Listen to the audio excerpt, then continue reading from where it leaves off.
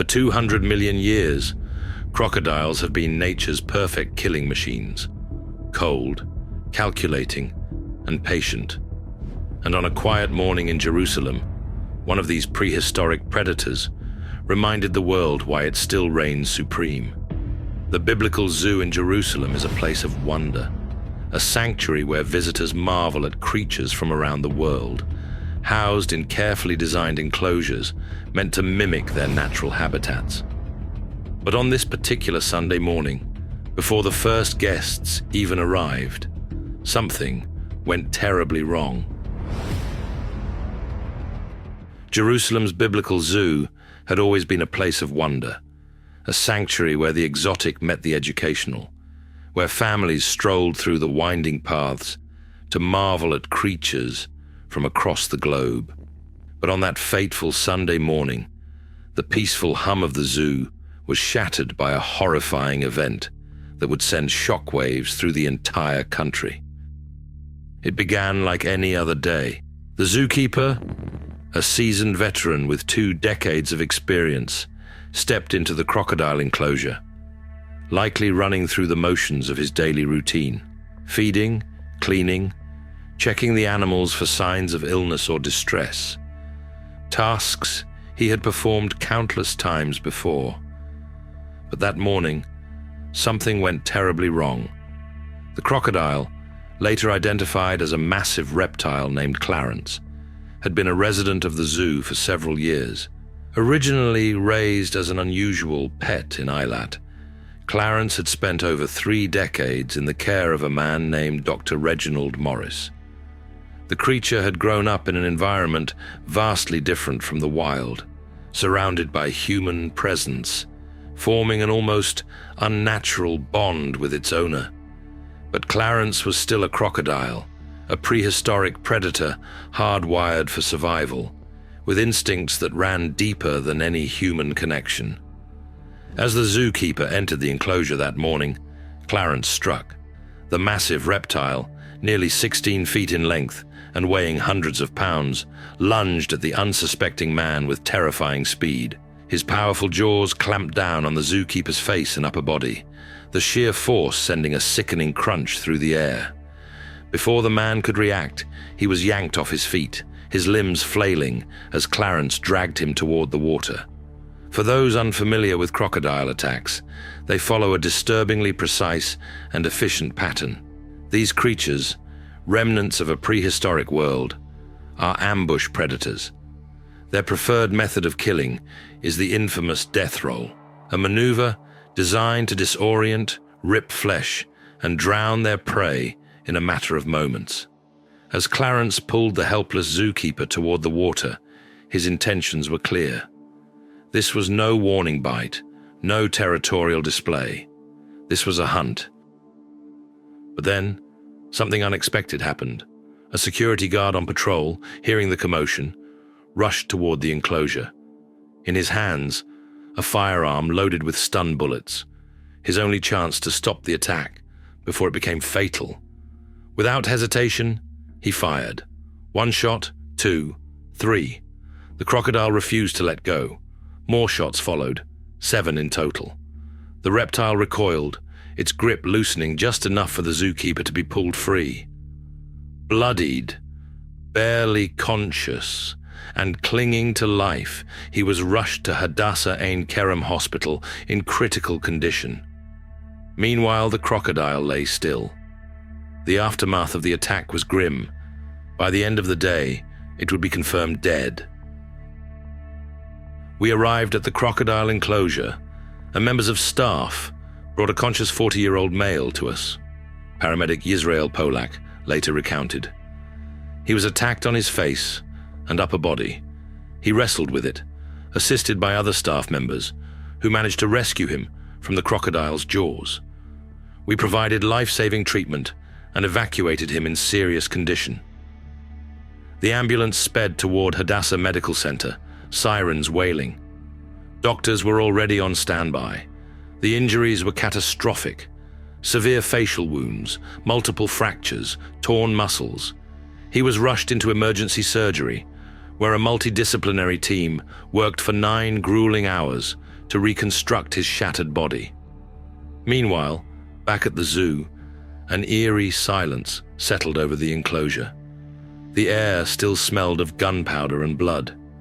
Employees stood in shock, some crying, others unable to process what had just happened. Clarence, the once beloved crocodile, now lay lifeless in the water. But the real question remained: what triggered the attack? To understand what happened in that enclosure, we need to take a step back millions of years. Crocodiles are not like other animals. They don't learn to fear humans the way lions or bears do. They don't act out of anger or malice. They are pure, unfiltered instinct, designed for one purpose: to hunt, kill, and survive. Scientists believe that crocodiles have barely changed since the Jurassic era. While dinosaurs came and went, wiped out by cataclysmic events, crocodiles endured. Their strategy for survival is simple: patience, precision, and overwhelming force when the moment is right. And in this case, for the crocodile inside the biblical zoo, that moment came when a human stepped into its territory. Despite their reputation as slow-moving creatures, crocodiles are among the most dangerous animals on the planet. Their attacks on humans are often misunderstood. Some believe they are random, but the reality is far more complex.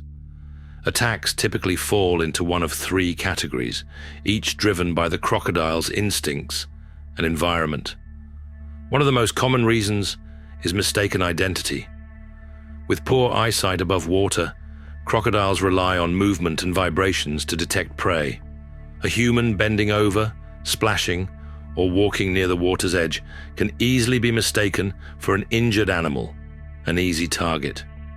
For a crocodile, the difference between a struggling deer and an unsuspecting swimmer is negligible, leading to deadly encounters. Another major cause is territorial defense. Species like the Nile and saltwater crocodile are highly aggressive when protecting their domain. Unlike other predators, they don't warn before attacking. The moment a human unknowingly enters their space, whether wading into a river or standing near a nest, they strike with explosive speed, dragging their victim into the water before anyone has time to react. Though less common, opportunistic hunting also occurs. Crocodiles don't typically seek out humans, but when food is scarce, they become less selective. Whether the attack stems from mistaken identity, territorial defense, or opportunistic hunting, the end result is often the same: a lightning-fast ambush, an overwhelming show of strength, and an outcome that is almost always in the crocodile's favor. News of the attack spread like wildfire. Headlines across Israel and beyond detailed the terrifying ordeal. Some questioned whether proper safety measures had been in place. Others mourned Clarence, debating whether the situation could have been handled differently. But for those who had witnessed the attack firsthand, there was no question. The security guard's quick thinking had saved a man's life. The biblical zoo released a statement later that day. The incident took place during routine activity and in a closed compound. At no point was there any danger to visitors. We are investigating the incident and send our wishes for a speedy recovery to the zookeeper. Despite their assurances, there were lingering concerns. Had the crocodile shown previous signs of aggression? Were safety protocols followed? Investigations were launched, with the Jerusalem District Police classifying the event as a work accident. As days passed, updates on the zookeeper's condition continued to dominate headlines. He remained in intensive care, sedated and hooked up to a ventilator. Doctors monitored him closely, unsure of whether he would regain full use of his limbs.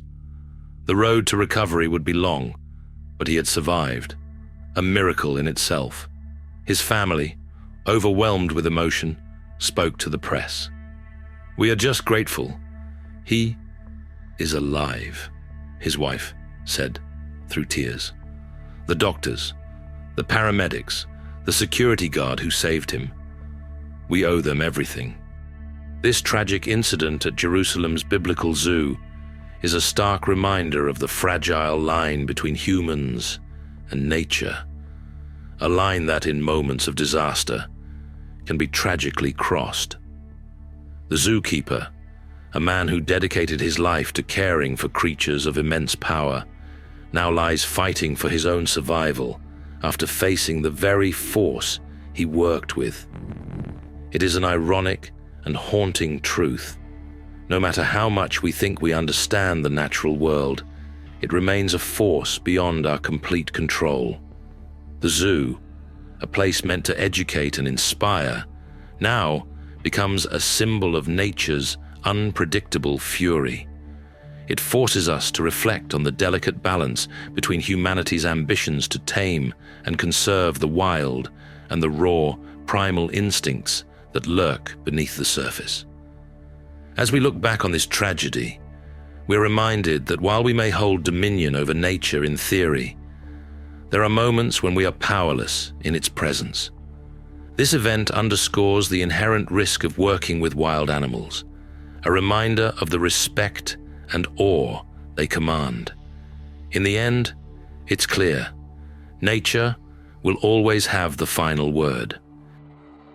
If this bone-chilling dive into the heart of the biblical zoo's darkest moment has you questioning the delicate line between man and beast, be sure to hit, like, share, and subscribe for more gripping tales from the wild's untamed depths. Stay sharp, stay curious, and come back for the next adventure where we expose the raw, untold truths lurking just beneath the surface.